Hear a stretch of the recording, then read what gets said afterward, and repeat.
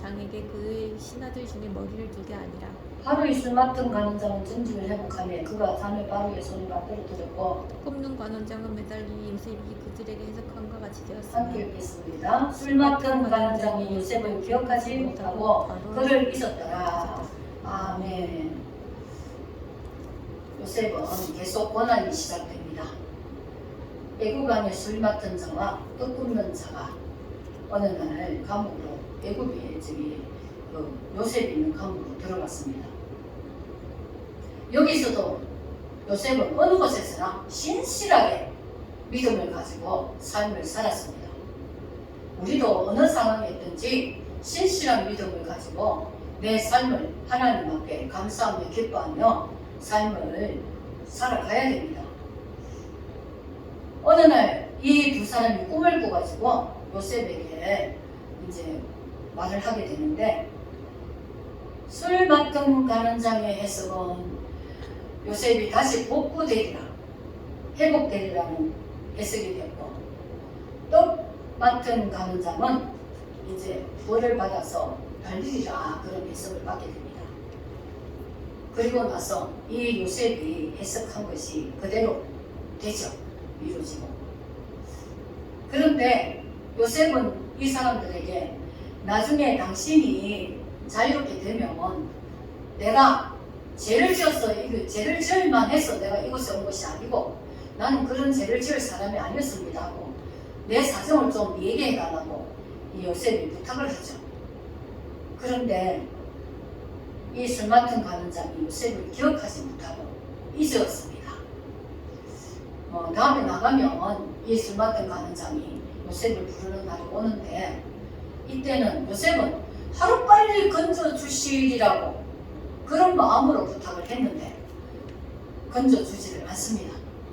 우리도 때로는 왜 이 상황에서 좀 빨리 이 상황이 거치고 좀 빨리 건져주면 얼마나 좋을까? 하나님이 좋은 일들을 바꿔주면 얼마나 좋을까? 빨리 응답하셔서 빨리 이 일이 해결되면 얼마나 좋을까? 우리는 얼마나 그런 생각을 많이 합니까? 그런데 대부분 사람들이 하나님의 때에까지 하나님이 허락하신 그 시간을 보내야 됩니다. 하나님의 때에 하나님이 하십니다. 하나님은 정확하게 하십니다. 날짜나 시간이나 구수하지가 않아요. 그런데 우리는 그 하나님이 일하심을 생각하지 못하고 믿지 못하니까 왜 빨리 안 하시나? 왜 빨리 안 도와주시나? 늘 그렇게 하잖아요. 근데 우리가 하나님의 시간에 딱 되어서 예수님이 오신 것도 그 아들이 오리라 계속 약속을 언약을 주시지만 예수님의 때, 하나님이 때를 정한 때에 예수님이 오신 것입니다. 그때에 예수님이 그 당시에 오실 때는 복음이 잘 전거될 수 있는 시기였어요.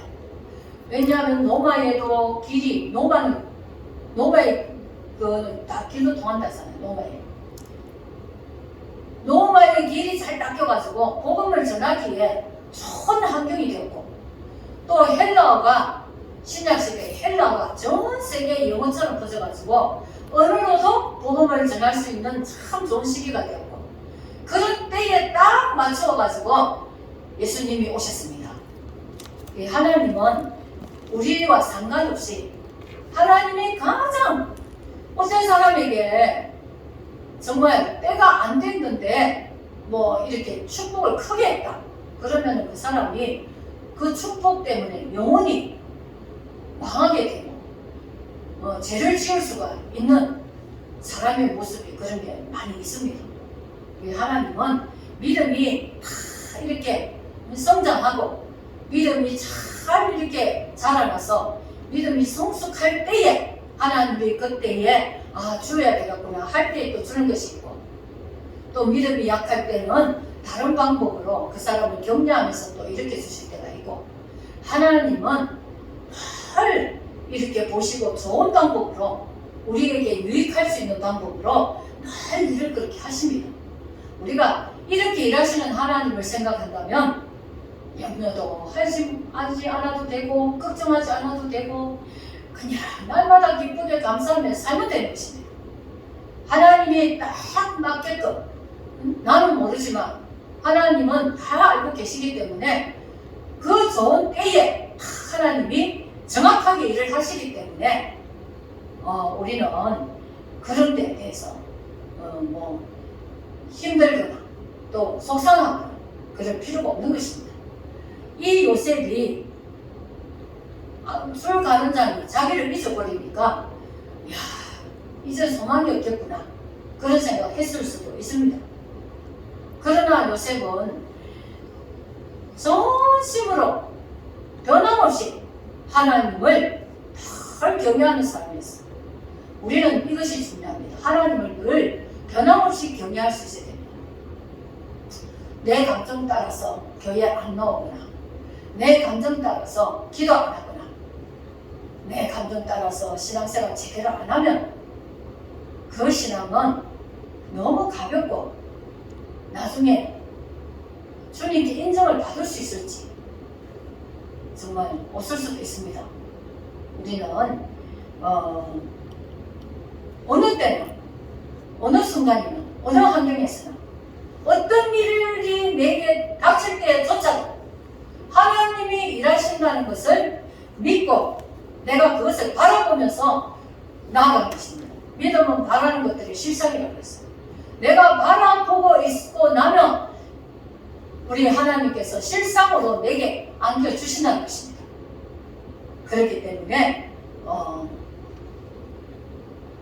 어떤 순간에 진짜 내가 힘들다 싶을 때 그때일수록 하나님의 일하심을 더 믿어야 되는 거예요.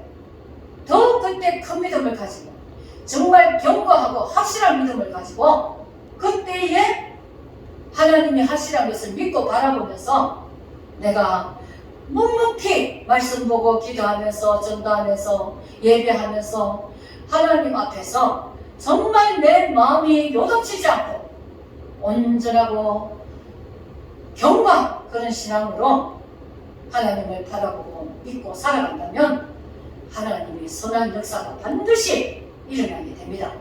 이 요셉이 사람들은 요셉이 큰 축복을 받았다고 하지만 요셉이 당한 그 고통과 그 고난과 그것은 깊이 생각해보지 않아요. 요셉은 얼마나 억울했어요. 너무나 억울하게 형제들에게 팔려가고 온갖 욕을 하면서 얼마나 반항하고 얼마나 대들 수 있었겠습니까? 요셉은 그러지 않았습니다. 나중에 나오겠지만 요셉은 형들도 다 용서하면서 하나님이 그렇게 하셨다고 말하잖아요. 요셉은 이 신앙의 관점을 우리가 봐야지 요셉이 축복받았다는 것만 보면 게 아니죠. 요셉이 큰 형제들한테 팔려가는 그 억울함 당하면서 보디발 아내에게 그 수모를 당하면서 결국엔 옥에 갇히기까지 하면서 그래도 또 술맡은 가는 장을 살려줬는데도 그 사람이 잊어버리고 은혜를 저버렸습니다. 이렇게 요셉은 이 가정을 계속 묵묵히 기도하면서 참고 기다리면서 결국엔 하나님이 일하실 때 정적인 영광이 펴지는 그날에 일이 일어납니다. 우리도 이런 믿음의 사람으로 살아갈 수 있어야 됩니다. 내가 어떤 믿음으로 살아가느냐, 내 믿음을 내가 하나님 앞에 제대로 믿어서 다른 사람 앞에서도 야, 저 사람은 믿음이 진짜 변함없이 신실하구나. 교회에 오다가 안 오다가 하는 사람 보고 우리가 신실하다고 보게 됩니까? 기도를 하다가 그만두는 사람을 우리가 신실하다고 보겠습니까? 말씀을 한번 은혜 받을 때 한번 보고 그 다음에 저버리고 덮어버리는 사람을 어떻게 우리가 신실하다고 보겠습니까? 전도가 한두 번 나왔다가 그만두는 사람 그걸 어떻게 신실하다고 보겠습니까? 하나님은 끝까지 성실하기를 원하십니다.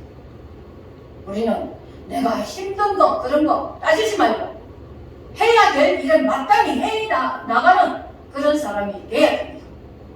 그런 신앙이 되어야 됩니다. 그것이 신앙인 것입니다. 우리가 저와 우리 모두가 이런 신앙으로 내가 심지가 굳고 견고한 자, 정말 잘 박힌 못을 치면은 잘 박혀야 그게 물건을 걸 수 있잖아요. 못이 흔들리게 박아놓으면 물건 걸으면 금방 떨어집니다.